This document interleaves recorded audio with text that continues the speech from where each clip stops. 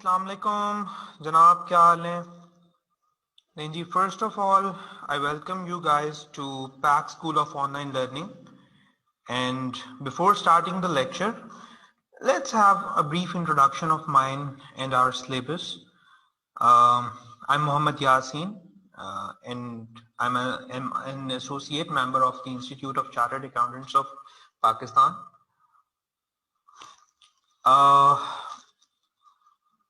Already PAC के साथ I'm currently teaching FAR1, and at CFAP level I'm teaching CFAP1, that is AFR. अगर syllabus की बात करें तो चलें, सिलेबस पे जाने से पहले let me ask you something. आप में से कितने लोग हैं जो ऑलरेडी रिपोर्टिंग पहले पढ़ चुके हैं? जी, रिपोर्टिंग का पेपर कितने लोग पहले पढ़ चुके हैं? फारिस साहब कह रहे हैं मैं पढ़ चुका हूं. ओके. आमिर साहब ने कहा मैं हाफ पढ़ चुका हूं. हसनैन ने कहा जी मैं पढ़ चुका हूं. चलें, यहां पे 3 लोग हैं. फारिस साहब तो शायद मेरे से पढ़ चुके हैं पहले, नाम देखा देखा लग रहा है मुझे.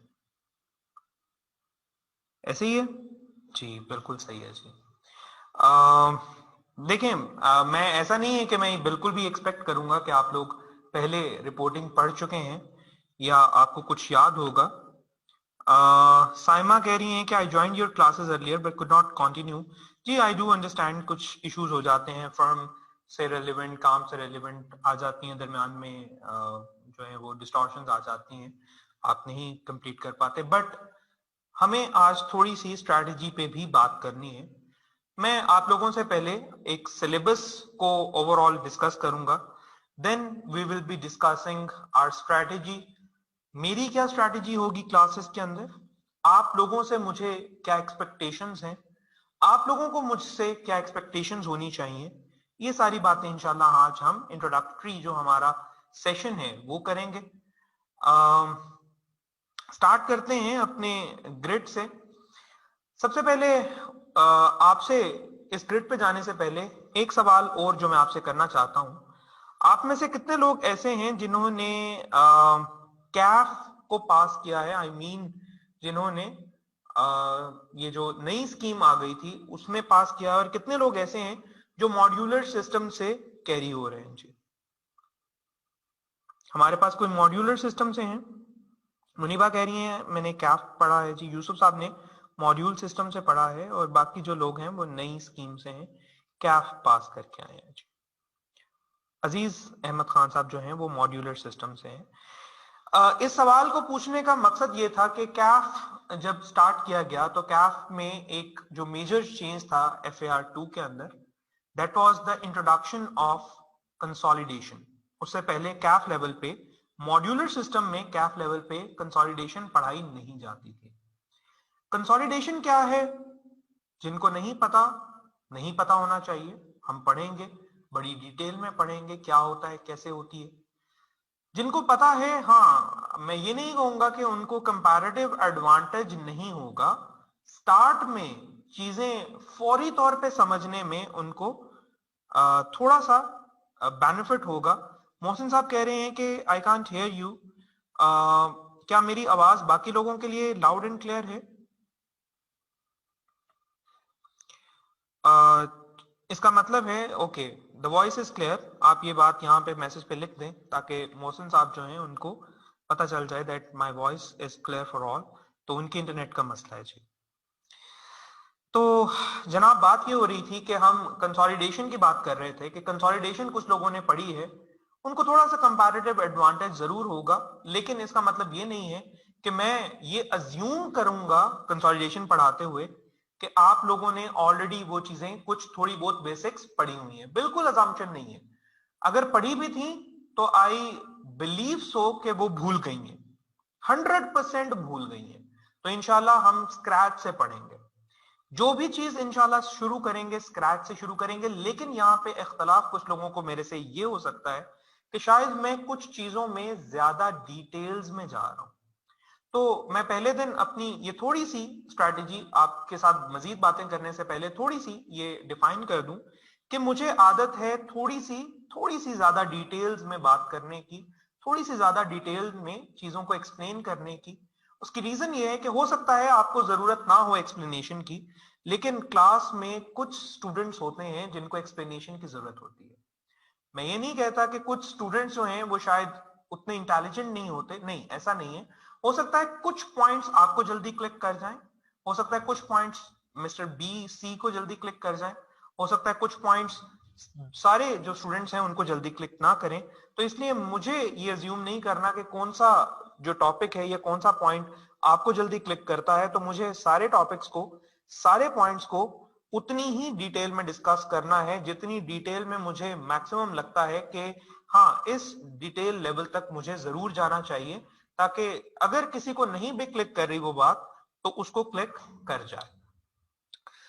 ले जनाब, ये एक स्ट्रैटेजी, मेरी स्ट्रैटेजीज में से एक स्ट्रैटेजी का पार्ट था जो मैंने आपके साथ डिस्कस कर लिया। इसके बाद हम चलते हैं अपने इंट्रोडक्शन पे, अपने सिलेबस के इंट्रोडक्शन पे।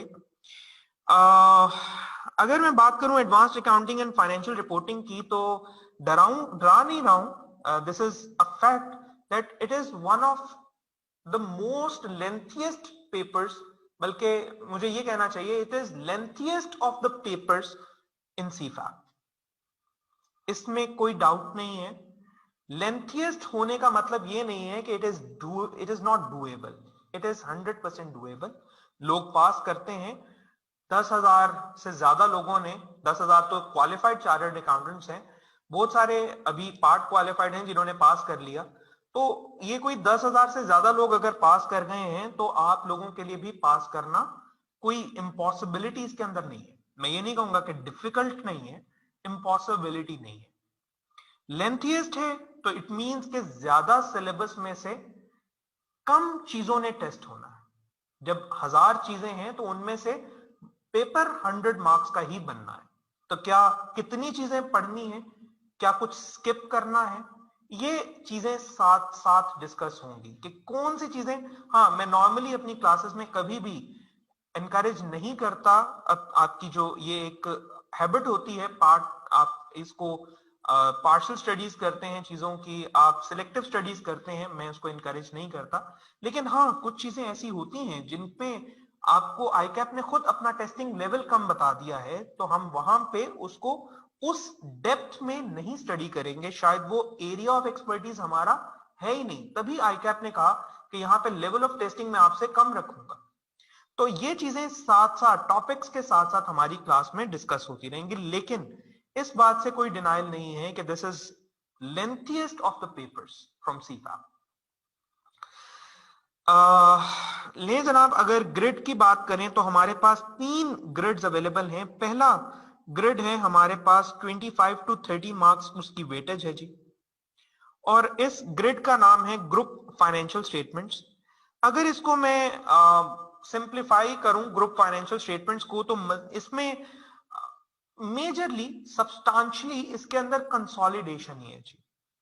कंसोलिडेशन के अलावा, ये अगर मैं इसकी डिटेल में जाऊं, कंसोलिडेशन के अलावा इसमें IAS 7 से relevant statement of cash flows हैं जो सिर्फ कंसोलिडेटेड हैं। सिर्फ कंसोलिडेटेड के अलावा कैश फ्लोज टेस्ट नहीं होंगे।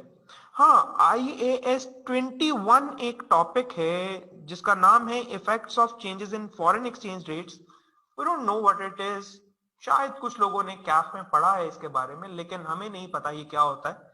बहरहाल ये एक ऐसी चीज हमें नजर आई जो शायद कंसोलिडेशन से हमें मुख्तलिफ नजर आती है, ग्रुप फाइनेंशियल स्टेटमेंट से मुख्तलिफ नजर आती है। इसके साथ साथ अगर आप प्रोफिशिएंसी और टेस्टिंग लेवल पे भी नजर दौड़ाते जाएं, तो प्रोफिशिएंसी का मतलब ये है, प्रोफिशिएंसी तो यहाँ पे आपको 3 ही रिक्वायर्ड है। 3 इज द हाईएस्ट प्रोफिशिएंसी, मतलब आपको इसमें प्रोफिशिएंट होना है, एक्सपर्ट तो होना ही है, आपको अच्छी अंडरस्टैंडिंग होनी ही चाहिए। लेकिन क्या आईकैप आपसे हाईएस्ट लेवल ऑफ टेस्टिंग करेगा इस टॉपिक की? ये टेस्टिंग लेवल अलहदा से आईकैप ने डिफाइन किए। अगर आप देखें ग्रुप अकाउंट्स की, अगर आप बात करें, कंसोलिडेशन की बात करें, तो लेवल है टेस्टिंग का 3। इस टेस्टिंग लेवल के साथ आपके मार्क्स भी, जो एलोकेटेड मार्क्स हैं टू द क्वेश्चन, वो भी एसोसिएटेड। वो कैसे एसोसिएटेड है, पहले मैं आपको उस आईकैप की गाइडलाइन पे लेके जाना चाहूंगा, जहां पे आईकैप ने डिफाइन किया कि टेस्टिंग लेवल के साथ कैसे मार्क्स एसोसिएटेड हैं। तो लें जनाब, पहले थोड़ा सा स्किप करते हैं अपने ग्रिड को और ये चलते हैं टेस्टिंग लेवल के ऊपर। ये बताया आईकैप ने कि क्लासिफाई किया है टॉपिक्स को 3 टेस्टिंग लेवल्स पे, from 1 to 3, with maximum limit per question as 8, 20 and 25। मतलब लेवल 1 अगर टेस्टिंग है किसी की तो 8 नंबर से ज्यादा का सवाल नहीं आना चाहिए एज पर द ग्रिड। अगर किसी सवाल का टेस्टिंग लेवल या टॉपिक का टेस्टिंग लेवल 2 बताया गया है तो 20 मार्क्स से ज्यादा का सवाल उसके ऊपर नहीं आना चाहिए एज पर द गाइडलाइन। और अगर किसी का टेस्टिंग लेवल 3 बताया गया है तो मैक्सिमम 25 मार्क्स का सवाल उसमें से आ सकता है। 25 मार्क्स से ज्यादा का अब कोई सवाल आपको आईकैप के पेपर में नजर नहीं आना चाहिए। पहले पुराने सवालात अगर आप देखें तो तब ये गाइडलाइन जब नहीं थी तो 27 मार्क्स के भी सवाल टेस्ट होते थे, 28 मार्क्स के भी सवाल टेस्ट होते थे, लेकिन अब मैक्सिमम जो एक सवाल की मैक्सिमम लिमिट है दैट इज 25 मार्क्स। अब टेस्टिंग लेवल में यकीनन सिर्फ मार्क्स की बात नहीं है, उसकी टेस्टिंग की जो डिटेल्स हैं, जो उसकी इन डेप्थ टेस्टिंग है, कॉन्सेप्ट टेस्टिंग है, उनकी जो डेप्थ है वो भी डिपेंड करती है आपके लेवल ऑफ टेस्टिंग के ऊपर।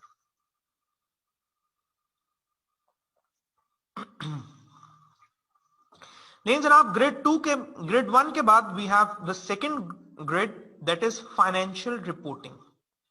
फाइनेंशियल रिपोर्टिंग हमारा सबसे लंबा ग्रेड है, 50 to 60 मार्क्स का पेपर इसमें से आना है। और इन 50 to 60 मार्क्स के अंदर दुनिया जहान के स्टैंडर्ड्स आईकैप को जो नजर आए या कुछ और चीजें भी अगर आईकैप को नजर आई तो वो सारी की सारी चीजें आईकैप ने इसके अंदर डाल दी। Let's have a look on the contents of this grid. ये देखें जनाब, ये एक लंबी लिस्ट है। अगर मैं सिर्फ लिस्ट भी देखूं तो 12 टॉपिक्स हैं, जिसके अंदर 12 नहीं बल्कि ये देखें कुछ स्टैंडर्ड्स एक टॉपिक के अंदर भी मर्ज्ड हैं। यहां 3 स्टैंडर्ड मर्ज्ड हैं, यहां 2 स्टैंडर्ड मर्ज्ड हैं। तो हाँ, एक ही ग्रिड के अंदर ये जो 50 to 60 मार्क्स का ग्रिड है, ये सबसे लंबा ग्रिड है, सबसे ज्यादा मार्क्स वाला ग्रिड है और सबसे ज्यादा कंटेंट इसके अंदर है। और अगर आप यहां पे देखें तो मोस्टली टेस्टिंग लेवल इस ग्रिड में आपको 2 या 1 ही नजर आएगी। यहां पे थर्ड लेवल पे जाके टेस्टिंग किसी भी टॉपिक की नहीं की जा रही। हाँ, कुछ टॉपिक्स ऐसे भी हैं जहां टेस्टिंग लेवल 1 है। इसका मतलब है कि सिर्फ बेसिक लेवल की अंडरस्टैंडिंग आपसे टेस्ट की जानी चाहिए, लेकिन आप आईकैप के स्टूडेंट्स और एडवांस्ड अकाउंटिंग और फाइनेंशियल रिपोर्टिंग पढ़ रहे हैं, तो यहां पे टेस्टिंग लेवल 1 होने के बावजूद आपकी प्रोफिशिएंसी जो है वो उसमें बहुत बेहतर होनी चाहिए। आपसे बहुत डिटेल टेस्टिंग नहीं की जाएगी, बड़ा इन डेप्थ आपसे नॉलेज टेस्ट नहीं किया जाएगा, लेकिन प्रोफिशिएंसी आपसे 3 ही रिक्वायर्ड है। कहीं पे भी आईकैप ने इस ग्रिड में नहीं कहा कि आप अच्छी तरह से तैयारी ना करें तो भी काम चल जाएगा। हाँ, आईकैप ने यह कहा कि मैं बहुत ज्यादा मार्क्स के लिए यहां से टेस्टिंग नहीं करूंगा, लेकिन बहरहाल टेस्टिंग यहां पे लेवल 2 तक रखी गई है जी। उसके बाद हमारा ग्रिड नंबर 3 है जनाब, जो डील करता है specialised financial statements and specialised areas of IFRS के साथ। इसका ग्रिड है 10 to 20 मार्क्स का। यूसुफ साहब ने मैसेज किया है, are standard like IAS 823 also in syllabus because they are not mentioned in grid. इस बात पे मैं यूसुफ साहब बिल्कुल आऊंगा, अगर आप लोग मुझे ग्रिड में आगे बढ़ने दें तो ये बात मैंने कवर करनी है जी। और एक रिक्वेस्ट आप लोगों से और है कि जब भी आप लोग सवाल करते हैं तो कोशिश किया करें कि प्राइवेटली सवाल ना करें। ऐसा नहीं है कि आप प्राइवेटली कोई सवाल कर ही नहीं सकते। अगर आपको लगता है कि जी मैंने ये प्राइवेटली ही बात करनी है तो आप कर लें, लेकिन पब्लिकली मैसेज करने का फायदा ये होगा कि बाकी लोगों को सवाल भी नजर आएगा और मैं जब जवाब दूंगा तो मुझे सवाल दोहराना नहीं पड़ेगा और वो लोग समझ आएंगे कि मैंने किस बारे में जवाब दिया जी। ले जनाब, ग्रिड 3 के अंदर कुछ स्पेशलाइज्ड फाइनेंशियल स्टेटमेंट्स हैं। वो स्पेशलाइज्ड किस्म के इंस्टीट्यूशंस जिनकी फाइनेंशियल स्टेटमेंट्स थोड़ी मुख्तलिफ होती हैं, उनमें इंश्योरेंस कंपनीज हैं, बैंक्स हैं, म्यूचुअल फंड्स हैं, और कुछ स्पेशलाइज्ड एरियाज ऑफ आईएफआरएस हैं जो हर कंपनी पे स्टैंडर्ड्स एप्लीकेबल नहीं है। कुछ कंपनीज को हमने, या शायद कुछ सेक्टर्स को हमने, आजकल बड़ी बातें चल रही हैं एनआरओ की, तो हमने भी एनआरओ दे रखे हैं।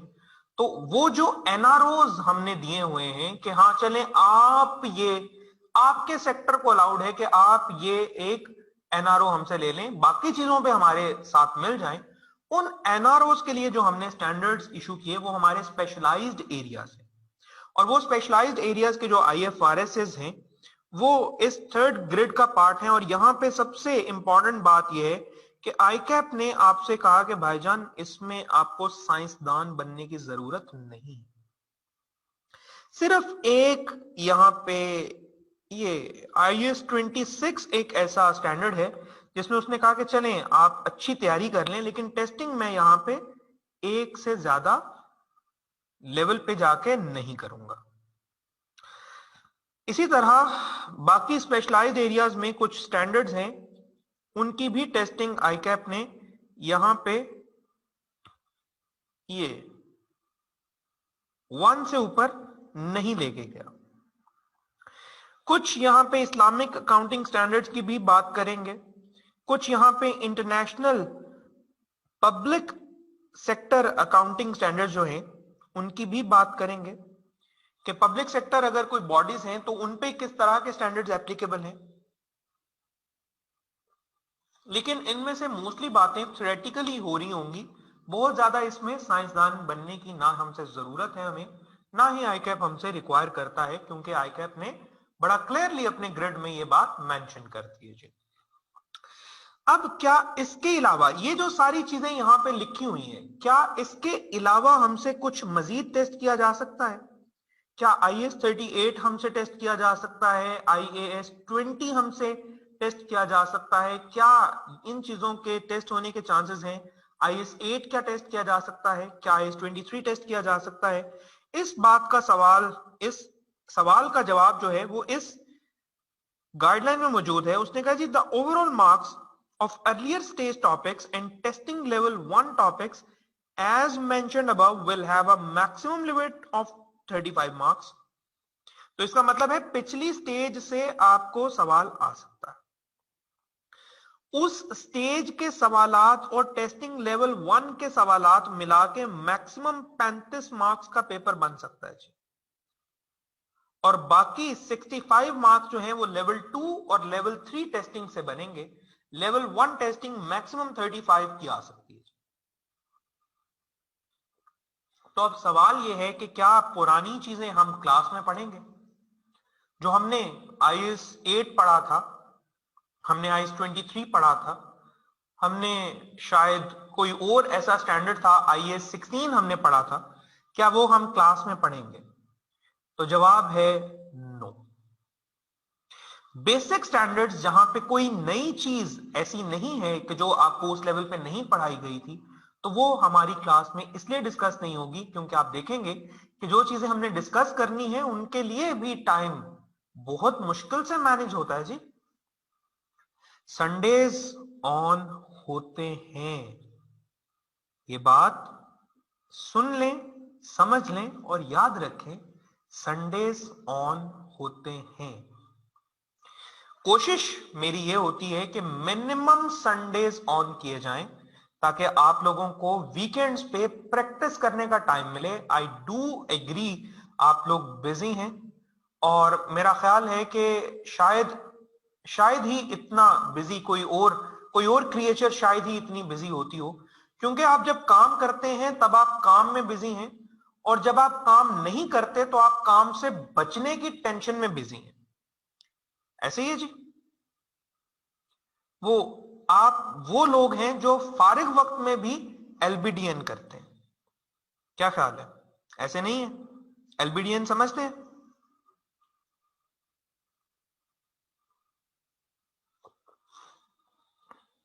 नहीं यार, ऐसे ना करें यार। एलबीडीएन नहीं समझते आप लोग जी? बिल्कुल सही कहा जी। अली साहब कह रहे हैं एलबीडीएन से लगता है कि आपके भी केपीएमजी से हैं। जनाब आर्टिकल्स कहीं से भी हों, मैं केपीएमजी से वैसे नहीं हूं, I done my articles from EY, लेकिन कहीं से भी आपके आर्टिकल्स हों, ये term first time I heard this term in Riaz Ahmed before going to EY. I joined Riaz Ahmed for like 8 to 10 days when I was not inducted in EY.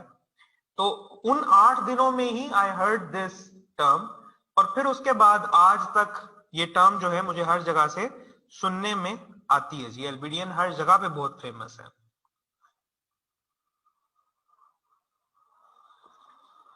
खैर, बात ये हो रही थी कि आप लोग बिजी हैं।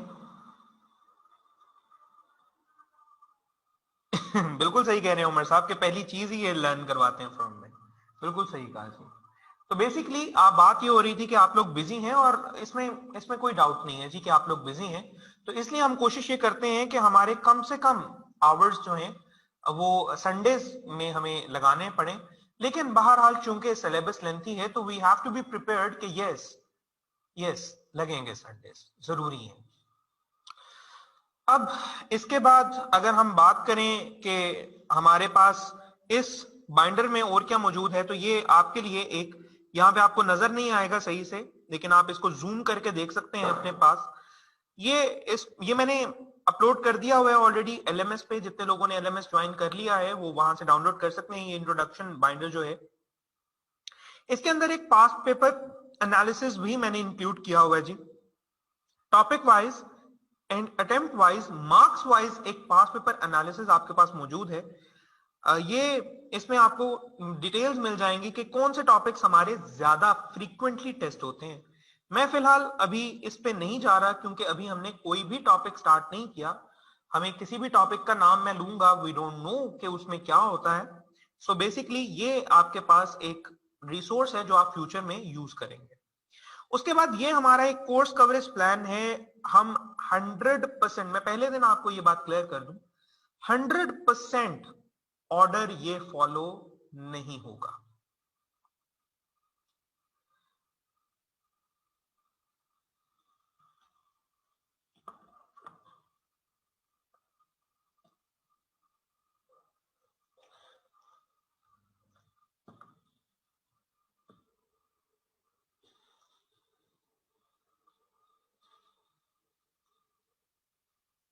हंड्रेड परसेंट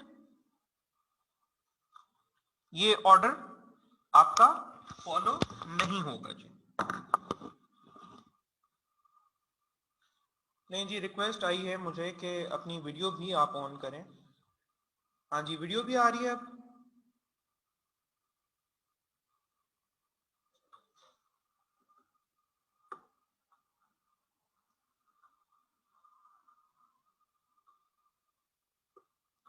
चलना स्टार्ट हुई है वीडियो। वीडियो के बाद नॉर्मली जो है वो आवाज जो है वो खराब होना शुरू हो जाती है।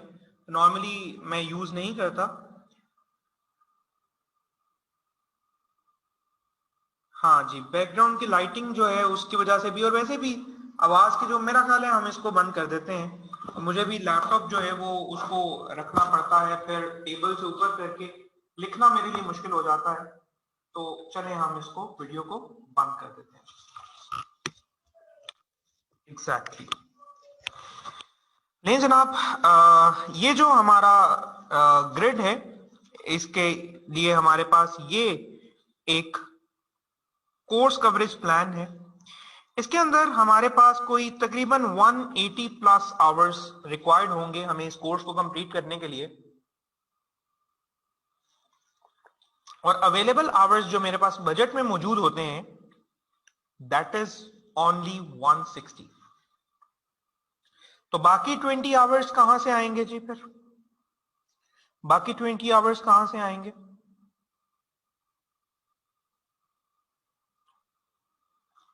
समझ जाना चाहिए आपको अब तक। यस, बाकी 20 hours will come from the Sundays. तो इसका मतलब है कि अगर 3 आवर्स की क्लास है तो कितने संडेज ऑन हुए? Around 6 to 7 Sundays exactly. इतने संडे ऑन करने पड़ते हैं जी ऑन एवरेज। लेकिन इस सेशन में चूंकि छुट्टियां कम आ रही हैं, I was looking on the budgeted hours, छुट्टियां कम है हमारे पास इस सेशन के अंदर। पिछले सेशन में बहुत सारी छुट्टियां आ गई थी, इस सेशन में छुट्टियां कम है, तो आई बिलीव कि यहाँ पे संडेज की यूटिलाइजेशन थोड़ी सी कम हो जाएगी। नहीं जनाब, तो अगर आप ग्रिड पे देखें तो ग्रिड पे इंट्रोडक्शन के लिए वी स्पेयर्ड 1 आवर। अब 1 आवर में से कोई 32 मिनट्स मैंने आप लोगों से ग्रिड की डिस्कशन पे लगा दिए। अब हम थोड़ी बात करते हैं अपनी स्ट्रैटेजी की। मेरी क्या स्ट्रैटेजी होगी क्लास के अंदर, मैं किस तरह से आपको क्या प्रैक्टिस मटेरियल यूज करवा रहा हूँ। क्लासेस इंपॉर्टेंट हैं, बहुत इंपॉर्टेंट है जी। क्लासेस का मॉडल, कितने लोग ऐसे हैं जो एसओएल से हैं और कितने लोग ऐसे हैं जो शायद रेगुलर क्लासेस के थ्रू ही उन्होंने ज्वाइन किया है जी? क्या कोई ऐसे लोग हैं जो एसओएल से नहीं हैं?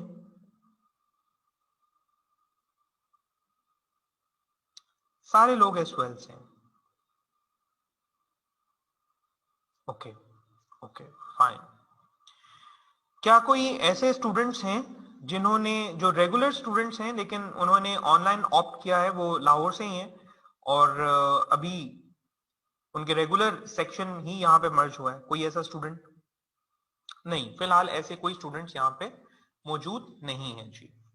ठीक है, फाइन।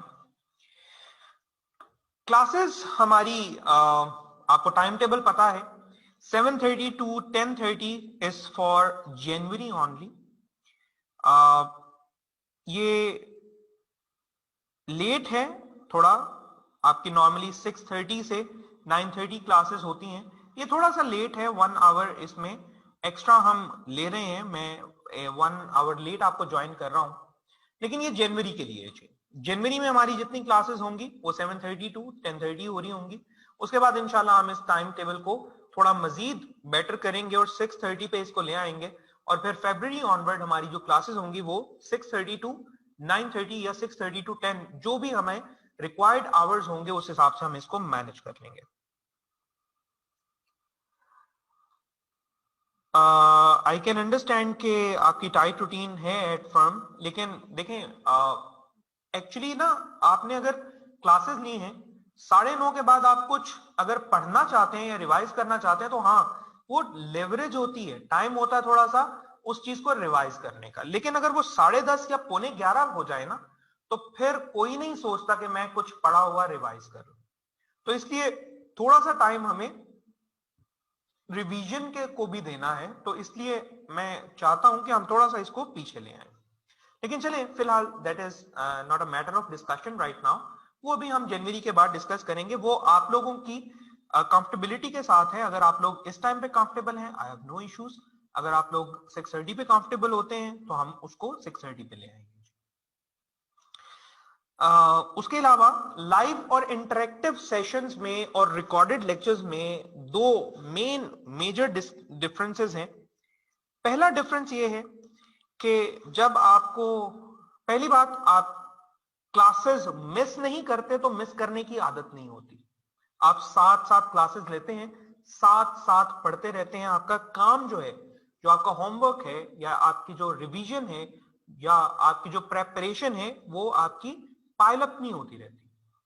दूसरा जो इंपॉर्टेंट डिफरेंस है इसके अंदर वो ये है कि जब आप इंटरेक्टिव सेशन में आते हैं तो बहुत सारे ऐसे सवालात हैं जो सिर्फ आपके जहन में आए, बाकी लोगों को शायद वो चीज समझ आ गई या शायद वो सवाल ही उनके जहन में नहीं आया। तो जब आप रिकॉर्डेड लेक्चर सुनेंगे और आपके जहन में वो सवाल आएगा, आपके पास दो ऑप्शंस हैं।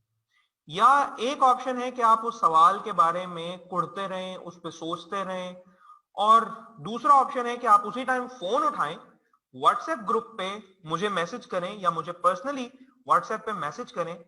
अब उसके बाद आपको जवाब आने में, अगर आपने रात के 3 बजे मुझे मैसेज कर दिया है तो ऑब्वियसली एक रीजनेबली अगर हम एक्सपेक्टेशंस की बात करें तो मेरा ख्याल है 3 बजे मैं रिप्लाई नहीं कर पाऊंगा।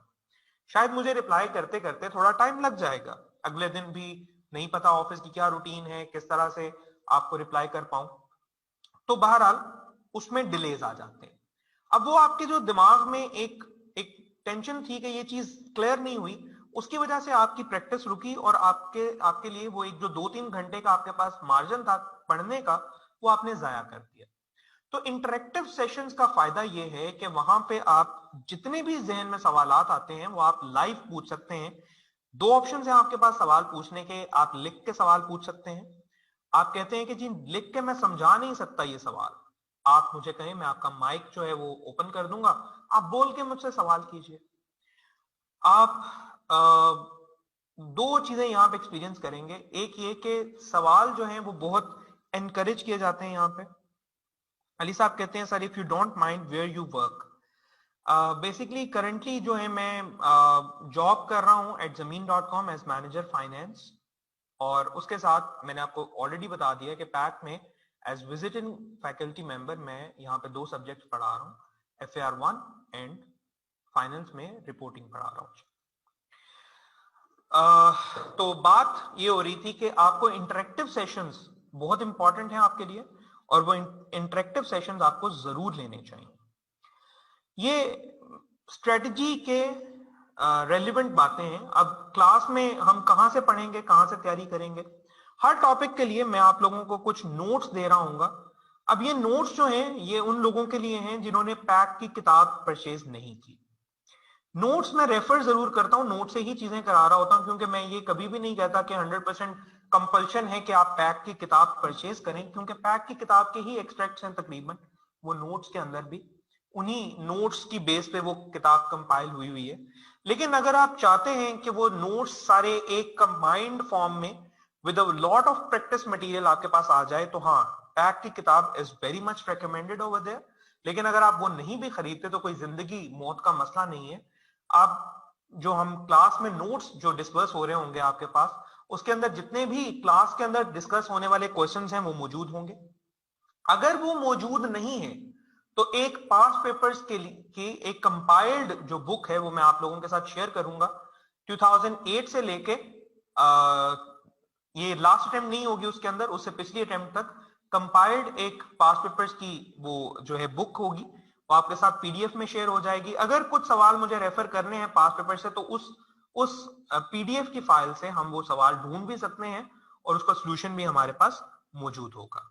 तो प्रैक्टिस मटेरियल के लिए हमारे पास क्लास नोट्स हैं, हमारे पास ICAP के वही पास पेपर्स कंपाइल्ड हैं जो आपको साइट से ऑब्वियसली नहीं मिलेंगे, लेकिन मुख्तलिफ जगहों पे GCA में आपको मिल जाता है और भी 1-2 साइट्स पे आपको वो कंपाइल्ड फॉर्म में मिल जाते हैं पास पेपर्स। लेकिन आपकी सहूलत के लिए, आपकी बेनिफिट्स के लिए वो मैं आपके साथ खुद शेयर कर दूंगा जी। तो नोट्स आपको मिल जाएंगे, आपको पास पेपर्स मिल जाएंगे। उसके अलावा जो क्लास में यहाँ पे हम बोर्ड पे मैं आपके साथ करा रहा हूँ क्वेश्चंस, बोर्ड पे जो नोट करा रहा हूँ चीजें, रिक्वेस्ट ये है कि आप लेट के क्लास ना लीजिए, आप एक प्रॉपर क्लास एनवायरनमेंट में क्लास लीजिए।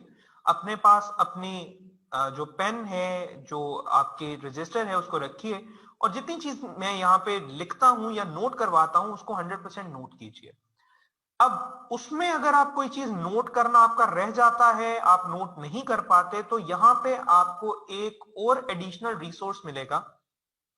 जो चीजें यहाँ पे बोर्ड पे लिखी जा रही होंगी वो बोर्ड फाइल्स भी आपको मिलेंगी। अशर साहब कह रहे हैं I have not been added in WhatsApp group nor I have received my Zoom login, PAC support asked me to coordinate with coordinator in today's class for resolution of my query. Coordinator यहाँ पे कोई मौजूद है जी? CFAP coordinator यहाँ पे मौजूद है, online है?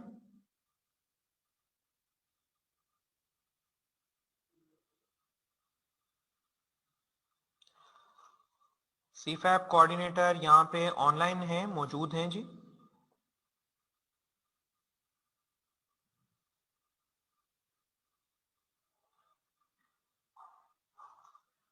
आई बिलीव यहाँ पे फिलहाल कोई ऑनलाइन नहीं है।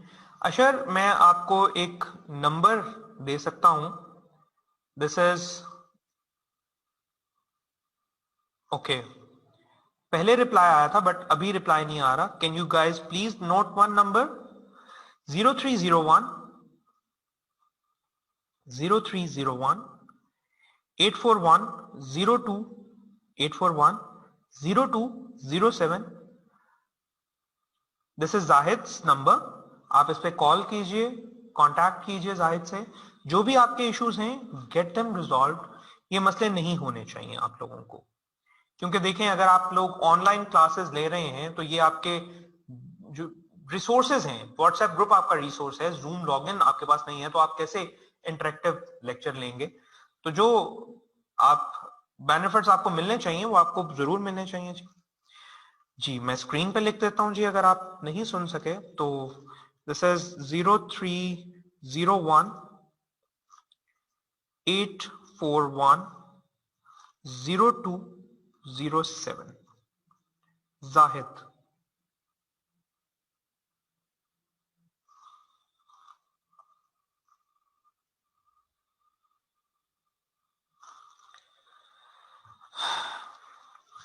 नहीं जनाब, ये हम बातें कुछ और कर रहे थे, दरमियान में क्वेश्चंस आ जाते हैं, कोई बात नहीं। ये भी बड़ी इंपॉर्टेंट बात है, क्वेश्चंस से रेलेवेंट अब स्ट्रेटेजी अपनी डिस्कस कर लें। क्वेश्चंस जितने ज्यादा आप पूछेंगे, मैं कभी भी क्वेश्चंस को डिस्करेज नहीं करता, लेकिन अगर आप क्वेश्चंस नहीं करेंगे तो that is a sign of alarm for me कि शायद आपको चीजें समझ नहीं आ रही।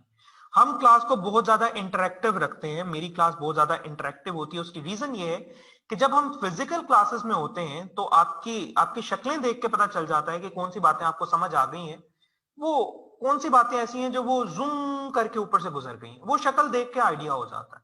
लेकिन ऑनलाइन क्लास के अंदर this is, I would say this is a disadvantage कि वो जो जूम वाली फीलिंग है वो नहीं नजर आती आपके फेस के ऊपर।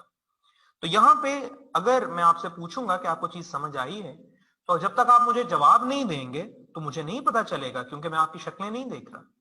हाँ, अगर आप कहते हैं कि शक्लों वाला सीन ऑन करना है तो फिर आप सबके कैमरास ऑन कराने पड़ेंगे, which is a difficult task I believe. क्या ख्याल है जी? कैमरास वाला काम जो है वो इतना आसान तो नहीं है। तो इसलिए आपसे रिक्वेस्ट ये है, गुजारिश है आप लोगों से कि हमें इस सेशन को बहुत इंटरेक्टिव रखना है। जब मैं आपसे सवाल करूं, अगर उसका बड़ा ऑब्वियस भी जवाब है कि हाँ या नहीं या पता नहीं, तो आपने जवाब देना है।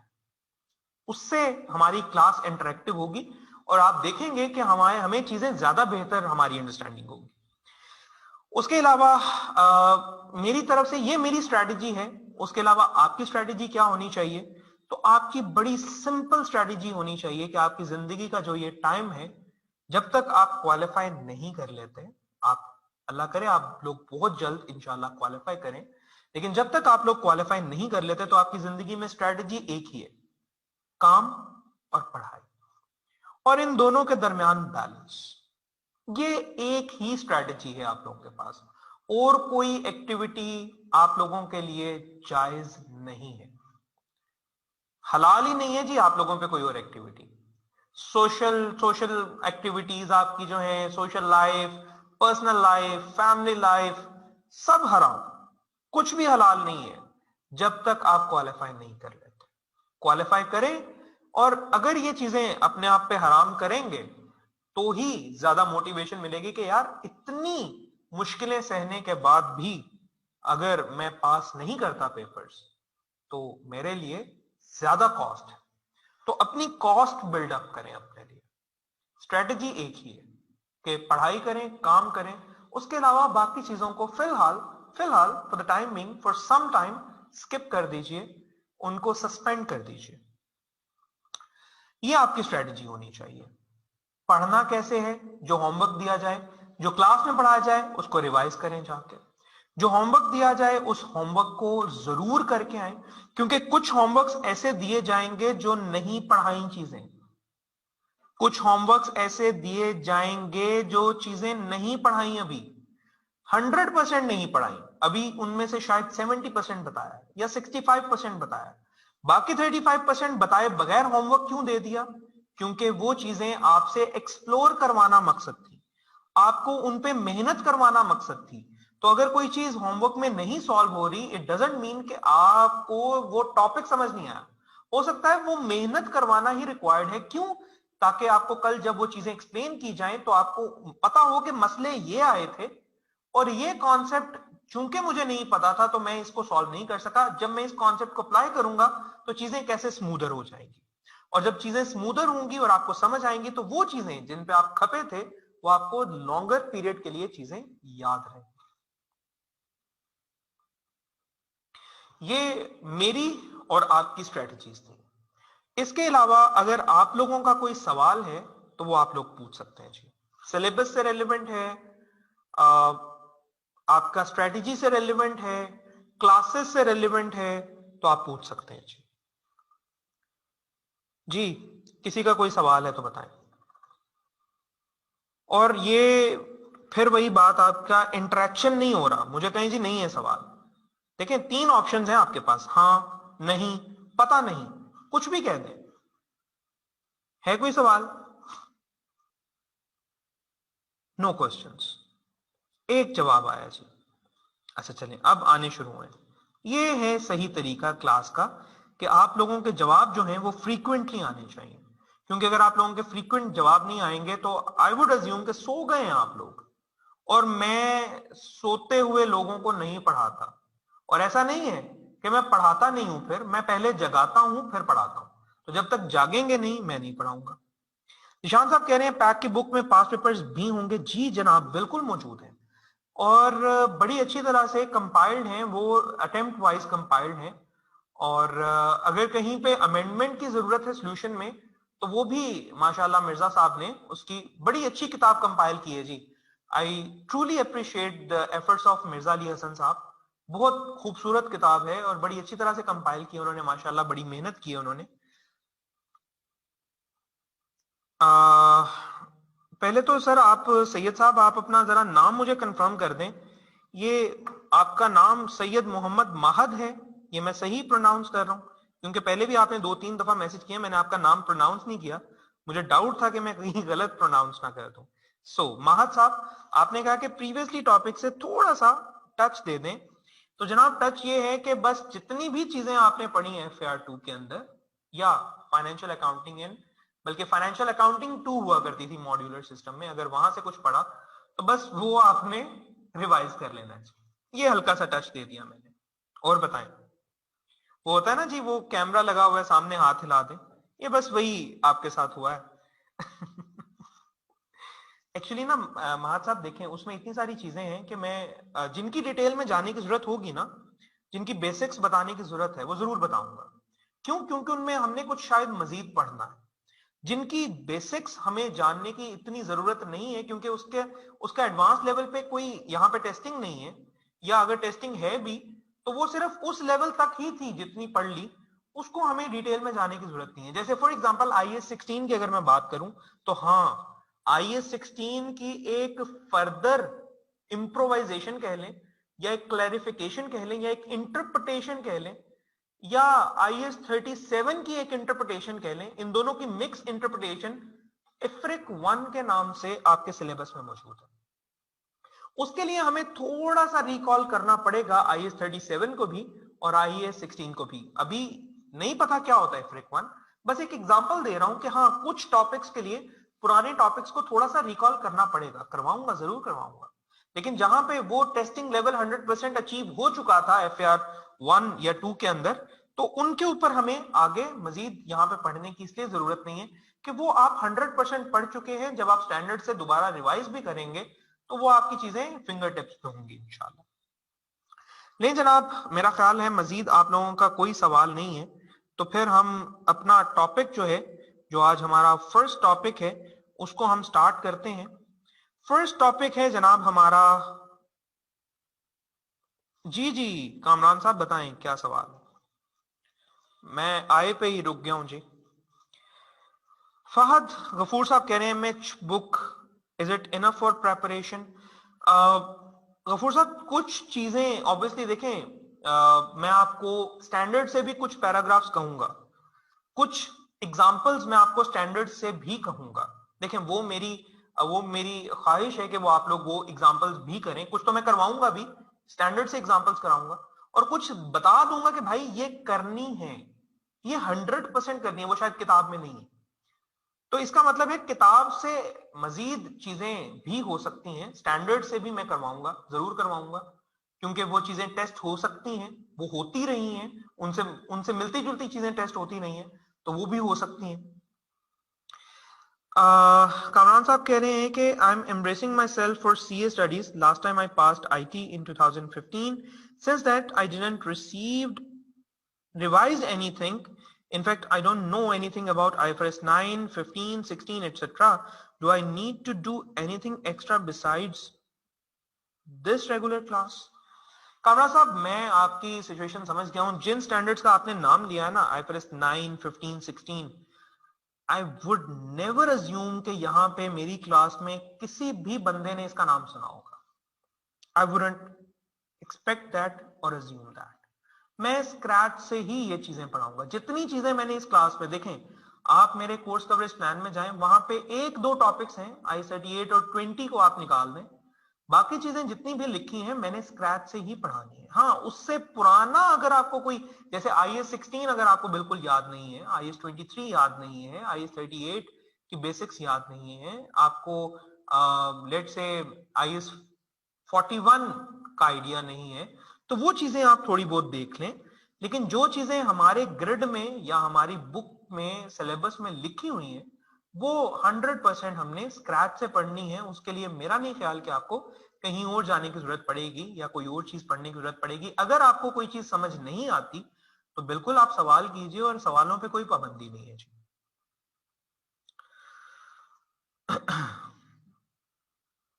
गफूर साहब कह रहे हैं 2017 standards will work for this attempt. जी जी बिल्कुल बिल्कुल, 2017 के स्टैंडर्ड्स, अभी उसमें कोई मेजर चेंज, अभी जो लेटेस्ट एडिशन आने वाला है उसमें कोई मेजर चेंज इंटीमेटेड नहीं है हमारे से रेलिवेंट। इंश्योरेंस कॉन्ट्रैक्ट वाला एक होगा डिफरेंस, लेकिन वो हमारे से रेलिवेंट कोई बहुत ज्यादा चेंजेस नहीं है। तो हाँ, प्रेपरेशन के लिए यस, लेकिन आईकैप में ले जाने के लिए चूंकि नए ही होने चाहिए आपके पास स्टैंडर्ड्स, ताकि उसके बाद भी आप उसमें नेविगेट करना आपके लिए आसान हो, तो कोशिश कीजिए कि नए ले लें, लेकिन पुराने भी चलेंगे जी। मैं आपके अमाद साहब आपके सवाल का जवाब देता हूं, मैं एक कॉल ले लूं प्लीज।